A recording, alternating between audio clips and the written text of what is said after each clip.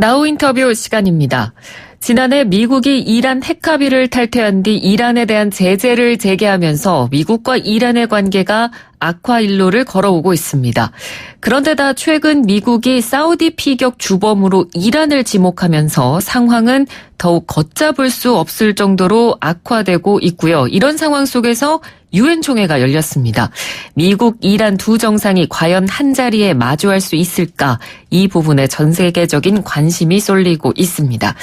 전문가와 함께 현 상황에 대한 이야기 나눠보죠. 명지대 중동문제연구소 박현도 교수 전화로 연결돼 있습니다. 교수님 안녕하십니까? 네, 안녕하십니까? 예. 이번 유엔 총회에서 각 정상들의 여러 연설이 있었습니다만 가장 큰 관심을 받은 건 아마도 로하니 이란 대통령의 연설이 아니었을까 싶습니다. 연설 내용을 보니까 한 번의 실수가 큰 불을 부채질할 수 있다. 이렇게 미국을 향해서 굉장히 강경하게 발언을 한 내용이 줄을 이뤘는데 이 로하니 대통령의 연설 어떤 점을 좀 눈여겨보셨는지 궁금합니다. 네, 로하니 대통령 연설을 특별히 저희가 생각했던 거와 그 큰 틀에서 벗어난 것 같지는 않습니다. 네. 이제 미국에 대해서 얘기를 분명히 했고요. 그러니까 미국이 만약에 페르시아만에서 긴장을 높인다면은 이게 사소한 실수가 하나가 전체 불바다가 될 수 있다는 점은 분명히 했습니다. 근데 그 점은 이란이 계속적으로 전 세계를 향해서 했던 이야기고요. 예, 그리고 이제 그 무엇보다도 저는 개인적으로는 그 페르시아만 요즘 이제 파병 문제로 우리가 좀 곤욕을 치르고 있지 않습니까? 어떤 면에서 좀 우리가 가야 되느냐 말아야 되느냐 정부에서 이제 고민하고 있을 텐데요. 네. 거기에서 이제 루하니 대통령이 이번에 정확하게 그 유엔에서 전 세계를 향해서 페르시아만의 그 미국이 그런 걸 만드는 거에 대해서 반대를 하면서 이 지역에서 페르시아만의 안전은 이 지역 국가들이 할 수 있다. 이 지역 국가들이 할 수 있고 그래서 미국이 빠지고 이 주변 국가들로만 해서 호프라는 거예요. HOP. 그러니까 영어 약자인데요. 네. 이게 이제 호르무즈 피스 인데버. 그러니까 호르무즈 그 평화 협력 방안을 만들자. 그래서 이제 그 일종의 미국이 주도하는 호위체에 대한 지역 호위체를 얘기하는 것 같아요. 그래서 지역 국가들이 이 페르시아만의 안전을 보장하는 그러한 협력안을 가져야 된다는 것을 얘기한 게 상당히 그 국제사회 이란이 그 미국의 그러한 것을 대체할 수 있다는 것을 보여준 것 같습니다. 그렇군요. 네. 트럼프 대통령의 연설도 좀 보면 연설에서 이란의 할애를 한 부분이 많았습니다. 이란을 맹비난하기도 했고 그런 표현을 쓰기도 했고요. 이란 입장에서는 이 트럼프 대통령의 연설을 어떻게 받아들였을까요? 그냥 사실은 양쪽이 다 예상했던 얘기들이라서요. 이란에서 절대 좋은 반응은 나올 수는 없고. 네, 그러니까 이제 무조건 이란을 계속적으로 위협으로 얘기를 하고 있는데 사실 이란에서 보는 입장에서는 위협은 사실 미국이거든요. 네. 그렇기 때문에 트럼프 대통령이 어떤 말을 하더라도 이란에서는 절대 좋게 받아들이지는 않습니다. 당연히 이것도 거기서 반박하고 있고요. 네. 그래서 이란에서 특별히 새로운 건 없습니다. 트럼프 대통령의 발언은 오히려 트럼프 대통령의 발언보다도요. 네. 사실 트럼프 대통령이 로하니 대통령을 만나서 뭔가를 좀 해보려고 계속 시도를 했거든요. 그런데 이제 그거를 시도가 결국은 실패로 끝났는데 네. 거기에 대한 이제 미국의 반응이 좀 강하게 나왔어요. 근데 예를 들면은 이란 고위층들에 대해서 미국으로 들어오는 걸 다 금지시켜 버리는 거거든요. 네, 그렇죠. 그래서 지금 이번에 그 루하니 대통령 같은 경우에는 루하니 대통령 일행이 한 80명 정도 됩니다. 네. 미국에 있는 이란 외교관들이 다 따라 같이 들어왔으니까요. 근데 네. 이제 그런 고위 관리들에 대해서 미국으로 들어오는 걸 다 막아버리겠다고 얘기를 했으니까요. 이런 것들이 이제 오히려 더 양측 관계를 더 안 좋게 만드는 거죠. 그러니까 연설이야 양국 다 어느 정도 예상 가능한 수준에서 이루어지긴 했습니다만 이런 제재 부분이라든지 이런 부분은 서로의 좀 심기를 건드렸을 수도 있겠다 이렇게 보시는 거군요. 네, 그렇죠. 기분은 굉장히 나쁘죠. 왜냐하면 네. 이란의 고위 관리가 미국에 아예 들어올 수 없게 만들어 버렸고요.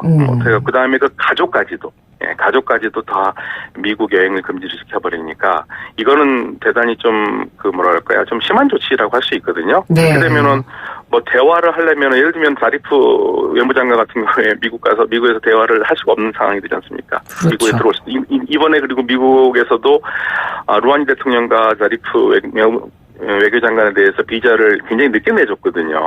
이러한 것들이 전부 다 사실은 이 비자 때문에 이런 문제가 생긴다라는 것은 사실 상상하기 어려운데요. 정상적인 국제관계에서는요. 네. 근데 미국이 그만큼 지금 어떤 면에서는 절실한 부분이 있습니다. 이란과의 대화를 해야 되는데 이란에서는 아니 미국이 대화를 끄는 당사자인데 문제를 일으킨 당사자가 먼저 해결을 한 다음에 들어와야지 우리가 대화를 할 수 있지 않겠느냐 이런 입장이고요. 네. 미국은 그거는 생각 안 하고 이란 너희들이 계속 테러를 하지 않느냐. 그러니까 그걸 멈추면 우리가 한번 그 제재를 풀어보는 걸 생각하겠다. 이 입장에 계속 부딪히고 있기 때문에 안 되는 거고 이번에도 사실 미국과 이란이 대화가 안 되는 것도 결국엔 그겁니다. 이란의 조건은 항상 그 일반적이에요. 미국이 다시 핵협정으로 들어오고 제재를 풀어라. 네. 그전에는 우리는 대화하지 않겠다. 그 기조를 계속 보여주는 거고요. 지금 이란 입장에서 그게 미국의 입장이 전혀 변화가 없는데 만난다라는 것은 사실 수치스럽게 받아들이고 있기 때문에 이란에서 최고 지도자가 뭐 그건 안 된다라고 이미 선을 걷기 때문에 네. 대화는 불가능한 거죠. 네. 대화는 불가능하다라는 표현을 써주신 만큼 지금 서로의 입장을 고수하고 있는 상황이 워낙 팽팽하다 보니까 유엔 총회에서 이 두 정상이 만나지 않을까 이런 기대감도 사실 높았지만 지금까지 교수님께서 해주신 이야기를 들어보면 결국은 좀 만나기가 어렵지 않을까 이런 생각 쪽으로 기우는 것 같은데요. 네, 사실 겉으로는 계속 그렇게 강경하게 해도 물밑에서 만날 수도 있고 간접적으로도 만날 수가 있을 텐데요. 네. 뭐 이란에서 최고 지도자가 이미 정확하게 미국의 입장을 바꾸지 않는 한 대화가 없다라는 것을 천명한 상태에서 대통령이나 외교장관이 그러한 말을 무시하고 하시기는 어려울 겁니다. 네. 물론 대화를 하면 좋은 부분이 있어요. 분명히 좋은 부분이고 접점을 찾아가는 부분들이 있을 텐데 그렇게 되면 이란에서는 자기의 조건이 받아들이지 않는데 만난다는 것은 약자 입장에서 대화를 한다는 게 되거든요. 그렇죠. 예, 그래서 이제 이란에서는 항상 미국과 대화할 때 약자의 입장에서 나서지 않겠다는 게 입장이에요. 그러니까 예, 그래서 이제 미국과 동등한 입장에서 얘기를 해야지 대화가 될 텐데 일단 우리의 조건을 우리가 이런 데도 한번 드러나 보자 하고 들어간다는 것은 이미 지고 들어가는 입장이기 때문에 그건 안 하겠다는 거죠. 그러니까 네. 대화가 안 이루어지고 있습니다. 2013년 유엔 총회 때도요. 루하니 대통령하고 당시 미국의 오바마 대통령이 전화 통화를 했던 사실이 뒤늦게 밝혀진 적도 있었는데 네네. 이번에도 그럼 혹시 그런 비슷한 그림이 그려질 가능성은 있지 않을까요? 글쎄요. 그건 이제 나중에 뒷얘기로 나와야 될 것 같은데요. 만약에 네. 그것도 별로 이 상황에서는 만약에 대화 통화를 했다고 하는 게 했다 하더라도 말하기는 어려울 거고요. 네, 어렵습니다. 그러니까 한 가지 좀 말씀을 드리면 지금 그 이란의 그 가장 정예 부대라고 볼 수 있는 이제 혁명 수비대 고두스 군단의 그 사령관인 가셈 솔레이만이라는 그 사령관이 있거든요. 네. 이제 그 이라크에서 같이 IS를 격퇴할 때 폼페이오 당시 이제 CIA였죠. CIA 담당하고 있던 폼페이오가 편지를 보냈어요. 예. 그런데 그 솔레이마니가 어떻게 행동을 했냐면 아예 열어보지도 않았어요. 아예 열어보지도 않았습니다. 네. 그리고 열어보지도 않고 돌려보냈고 그거를 그랬다고 얘기를 한 적이 있습니다. 그러니까 이 대화에 대해서는요. 네. 이란은 정확하게 어떤 대화든 간에 조건이 맞아야지 하는 그러한 것을 내고 있고 그렇기 때문에 사실 이렇게 우리가 버텨서 보기에는 이란이 이렇게 힘든데 이렇게 돈들도 다 맞고 하는데 좀 대화를 하는 게 어떠냐라고 하지만 이란 입장에서는 그렇게 하면은 절대 좋은 대화가 되지 못한다고 생각하고 있기 때문에 안 합니다.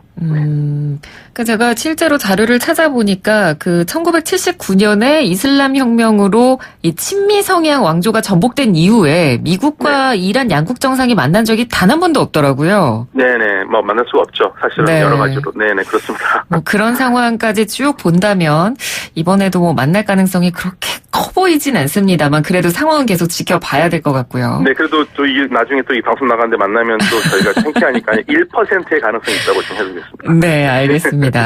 자, 그리고 또 주목할 만한 게 이란 군부 쪽의 이야기인데 유엔 총회 기간 동안 이란 군부가 굉장히 강경하게 대미 메시지를 잇따라 내고 있는데요. 네네. 이 로하니 대통령과 자리프 외무장관이 총회에 참석 중이긴 한데 이란 군부와는 좀 온도 차이가 있는 것 같다. 이런 분석도 있거든요. 근데 항상 이란은 그 군부는 강경한 반응을 보이고 있고요. 네. 예, 자리프 외무장관과 로하니 대통령은 다소 유연한 방향을 보여요, 사실은요. 그러니까 로하니 대통령하고 자리프는 외교적으로 문제를 풀 수 있다고 생각하고 그러한 능력이 있는 분들인데, 이게 이란의 강경한 입장, 즉 그 보수파들의 강경한 입장들 때문에 자기 의견을 쉽게 펴기가 어렵거든요. 네. 그리고 만약에 그거를 어기고 했을 경우에 다시 국내에 들어왔을 때 그 파장은 어마어마하기 때문에 또 실질적으로 또 자리프 장관에 대해서 해임만도 막 나오기도 했어요. 그래서 나도 그만두겠다고 뭐 사표도 던진 적이 있었고 그러다가 말려가지고 다시 그 자리로 다시 돌아왔는데요. 네. 이런 것들이 있는데 군부는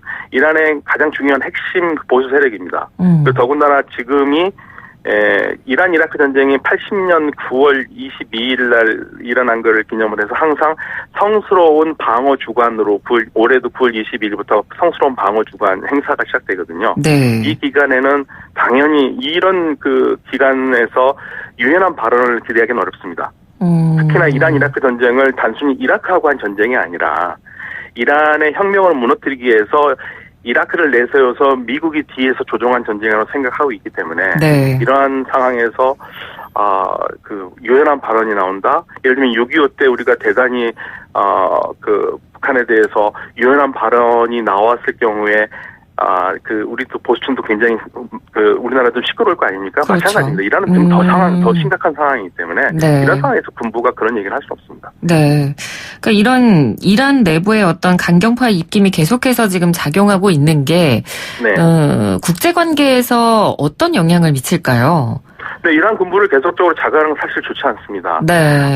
많은 분들이 미국이 강력한 군사력으로 1년에 국방비가 1,000조 원이 넘는 나라가 이란 정도 가볍게 이기지 못하겠느냐라고 얘기를 하지만요. 이란이 이라크하고 다른 나라고요.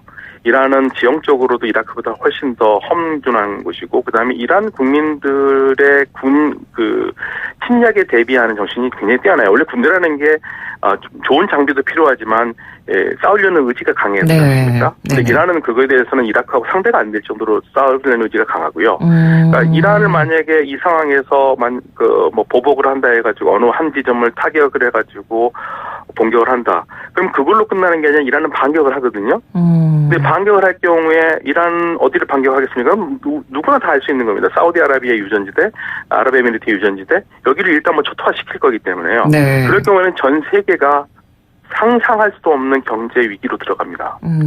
예, 그래서 이란에 대해서 함부로 할 수가 없는 상황이고요. 그래서 이제 국제사회도 지금 굉장히 곤욕스러운 게 유럽 같은 경우에는 미국 말을 들어주자니 분명히 그 협정을 깨고 나간 쪽은 미국이기 때문에 미국이 잘못한 건 맞아요. 네, 그렇죠. 그렇다고 해서 미국에 대해서 잘못했다고 계속 얘기하고 하기에는 트럼프 대통령이 너무나 강하게 나오니까 그걸 잘 못하겠고 그렇다고 해서 이란 편을 들자니 좀 그렇고 그래서 이제 중간 자리를 쓰면서 자리를 이어보려고 노력을 하는데 안 되죠. 그래서 이번에도 영국, 프랑스, 독일에서 정상들이 이번에 사우디아라비아에 대한 공격에 이란이 뒤에 있고 그건 이란의 잘못이다라고 얘기하고 그다음에 미국도 이 제재 문제에 대해서 좀 전환적으로 나와서 대화를 할 수 있도록 자리를 했으면 좋겠다라는 의향을 표시했는데 이란 쪽에서는 유럽 내내 무슨 얘기하느냐 우리가 무슨 사우디 공격을 했느냐 아무런 증거도 없이 그런 얘기를 하냐 하면서 지금 굉장히 반발하고 있습니다. 공동성명까지 발표를 했으니까 이란 입장에서는 또 반발할 수밖에 없고요. 네, 이거는 중상모략이라고 얘기를 하고 있거든요. 굉장히 격앙되어 있는 상태거든요. 그래서 이런 국제사회가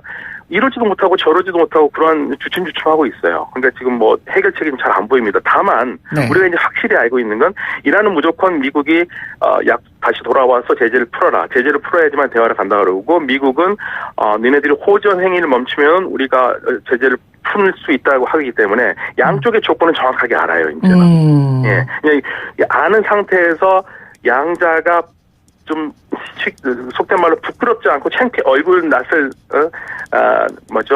상하지 않는 그러한 좀 조건으로 만날 수 있는 거를 유럽이 만들어야 되는데 지금 상황에서는 그 유럽이 과연 그걸 할 수 있을까 좀 안타까운 마음이 있습니다. 그리고 최고 지도자도 유럽은 믿을 수 없다고 지금 얘기를 하고 있거든요. 예, 그렇군요.